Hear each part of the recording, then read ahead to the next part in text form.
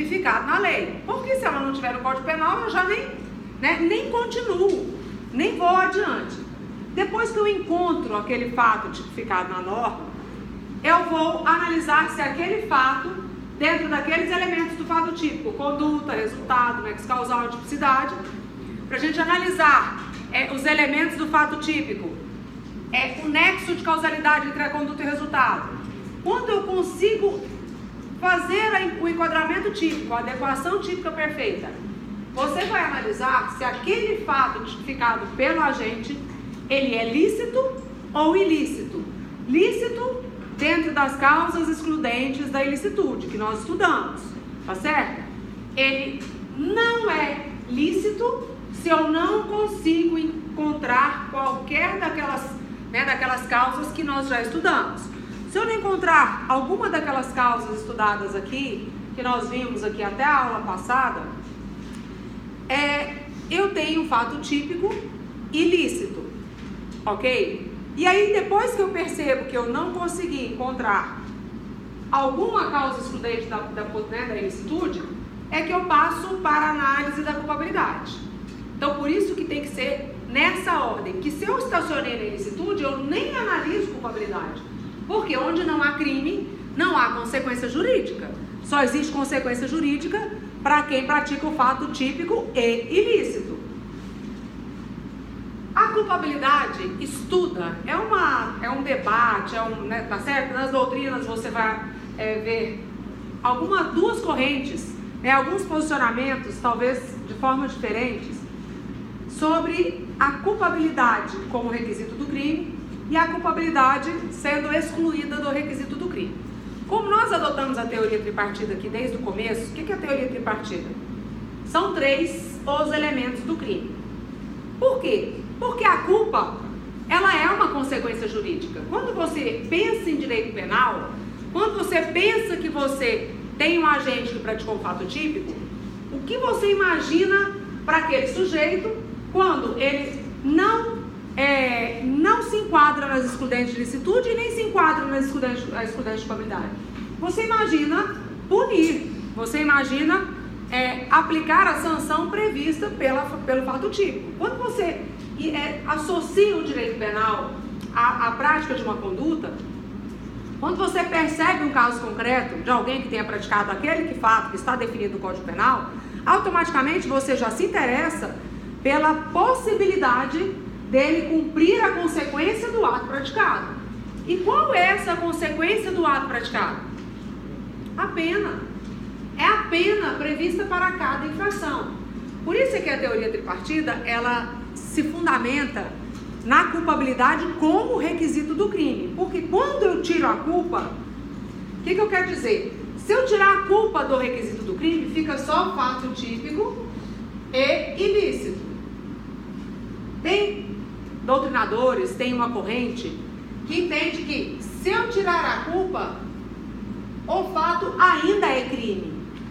Só que em matéria de direito penal, uma questão prática, gente, eu não vou dizer que o Lucas é criminoso se houve uma excludente de culpabilidade para ele é isento da pena. Suponhamos que ele tenha praticado um fato completamente embriagado, só que a embriaguez chegou até ele por caso fortuito ou força maior. Alguém tem obrigado o Lucas a beber, tá certo? Nessas festas de despedida de solteiro ou trote de faculdade, tá certo? Alguém tenha forçado o Lucas a beber numa brincadeira bem de mau gosto.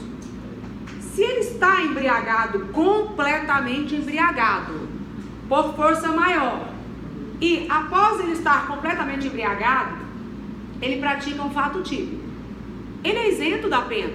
Lá no artigo 28, parágrafo 1º, diz que é isento da pena quem pratica o fato típico, tá certo? Quando ele está completamente embriagado por caso fortuito ou força maior. Aí eu vou falar assim: Lucas, você está isento do cumprimento da sanção das lesões corporais praticadas contra fulano. Eu vou dizer que o Lucas é criminoso? Vocês entendem que quando eu tiro a pena de um fato típico, se eu for lá no artigo 129, lesões corporais, ofender a integridade física ou a saúde de outra, tá certo? Ele ofendeu. Mas ele não vai cumprir, eu vou ficar só com o preceito primário. Ele não vai cumprir sanção nenhuma, porque ele é isento de pena. Então, lá na sentença do Lucas, quando o juiz chega lá na sentença do Lucas, vamos supor que ele tenha chegado até o final, ele vai dizer que o Lucas não tem pena a cumprir.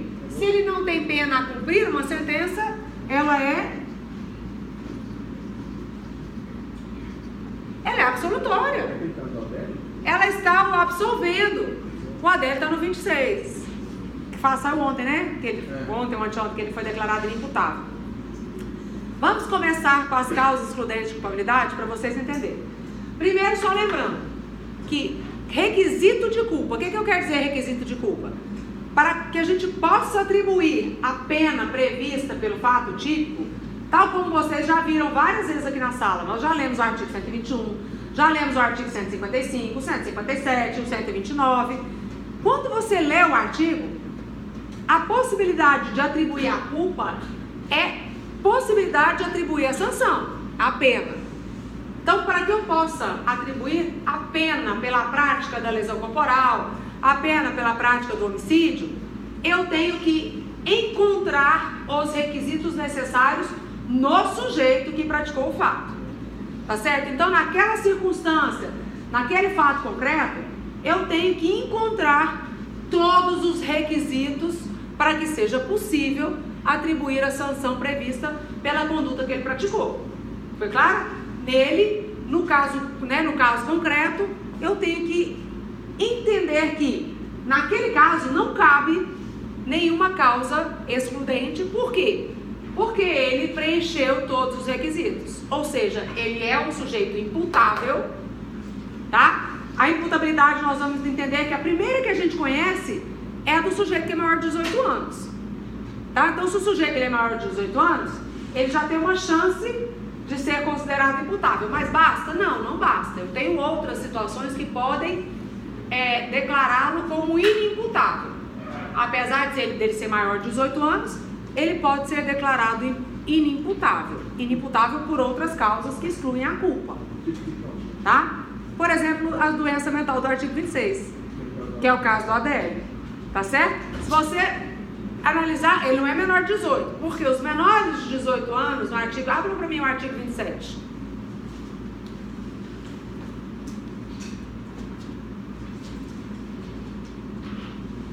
Pode ler. Menores de 18 anos. Menores de 18 anos são penalmente inimputáveis, ficam sujeitos às normas estabelecidas na legislação especial. Os menores de 18 anos são o quê? Inimputáveis. Penalmente inimputáveis. O que significa ser penalmente inimputável? Que ele não responde pela sanção prevista no Código Penal. Aí está escrito eles são impunes? Não, o menor de 18 anos ele não é impune. Ele é inimputável. Ele pratica um fato típico. Ele não responde pelaquela pena do fato típico praticado. Então, se ele matar alguém, ele não vai responder pela sanção do 121. Aí fala o seguinte, ele é penalmente inimputável. Ele pratica o fato típico, mas a sanção dele está onde? Na legislação especial, que é o Estatuto da Criança e Adolescente. Então, ele não é impune. Ele é penalmente. Esse código não se aplica para o menor de 18 anos. Tá certo? Essa sanção penal não se aplica ao menor de 18 anos. Apesar do fato típico estar descrito no código, eu vou pegar a sanção prevista do Estatuto da Criança e Adolescente, porque está mandando a gente casar as duas coisas. Foi claro? Essa é a primeira causa excludente de culpabilidade que nós estudamos. Então, a primeira causa excludente de culpabilidade qual é? Ser menor de 18 anos. Por quê? Porque ele é penalmente inimputável. Ele já determinou. Ele é penalmente inimputável para nós que estamos estudando a possibilidade jurídica de atribuir a pena pela conduta praticada. Foi clara? Sim? Então agora vamos para o artigo 26. Inimputáveis por? Exemplo, pena. Olha só um minutinho, Lucas. Olha só como é que eles começam. é isento de pena. O que significa ser isento da pena? Ele é isento do crime? Não, ele não é isento como a gente via lá na excludente de ilicitude. O legislador quis dar uma diferença entre as causas excludentes da culpabilidade e as causas excludentes da